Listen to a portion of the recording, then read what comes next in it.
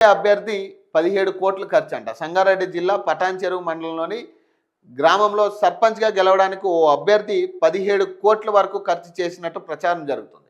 ఒక్కో ఓటుకు సాయంత్రం 25,000, రాత్రి మరో 5,000, ఓటు వేయడానికి వెళ్లే ముందు 10,000 చొప్పున ఒక్కో ఓటుకు 40,000 ఖర్చు చేశారంట. మహిళలకు వెండి గ్లాసులు, బంగారంతో కూడిన నగలు పంపిణీ చేశాడంట. 2 ఎకరాలు అమ్మి ఓటమివ్వాలంట.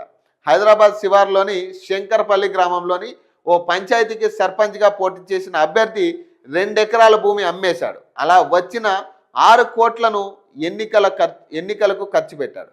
ఇంత చేసినా ఆయన గెలవలేదంట. ఇట్లుంటుంది కథ. ఇలాగే ఉండాలి.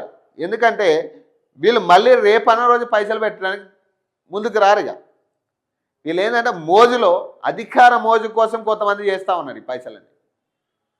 పైసలు ఎక్కువైపోయి కాదు, అధికార మోజు కోసం. అధికారం వస్తే డబ్బంతా తినేయచ్చు అనే ఆశతో కూడా చేసేటోళ్ళు ఉంటారు. ఇట్లానే చేయాలి వీళ్ళకి. చేతులు మారిన 1000 కోట్లంట. గ్రామ పంచాయతీ ఎన్నికల సందర్భంగా అభ్యర్థులు సరాసరి గ్రామానికి 60 లక్షల దాకా ఖర్చు చేయడంతో క్షేత్రస్థాయిలో 1000 కోట్లు చేతులు మారాయి. రాష్ట్ర వ్యాప్తంగా 6,000 కోట్లకు పైగా డబ్బు చలామణిలోకి వచ్చిందని అంచనాగా చెబుతున్నారు.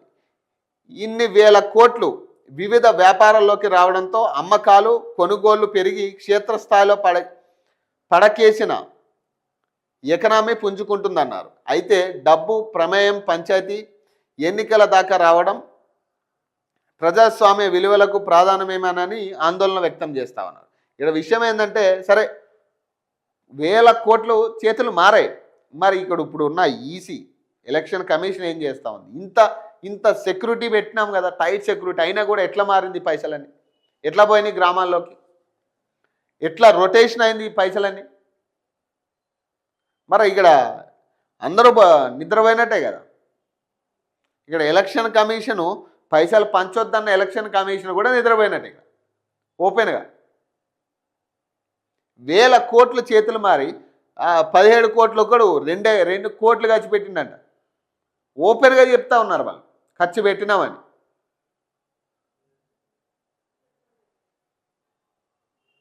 ఇక ఓటుకు 55,000 అంట. హైదరాబాద్ శివార్లోని పంచాయతీల్లో అసెంబ్లీ ఎన్నికలను మించి ఖర్చు జరుగుతుంది. శంకర్పల్లి మండలంలో 1000 ఓట్లు కూడా లేని ఓ పంచాయతీలో 3 సర్పంచ్ అభ్యర్థులు 15 కోట్ల దాకా ఖర్చు పెట్టారు. రెండో విడత ఇక్కడ జరిగిన ఎన్నికల్లో ఓ అభ్యర్థి ఓటుకు 40,000 ఇస్తే మరో అభ్యర్థి 50,000 ఇచ్చాడంట.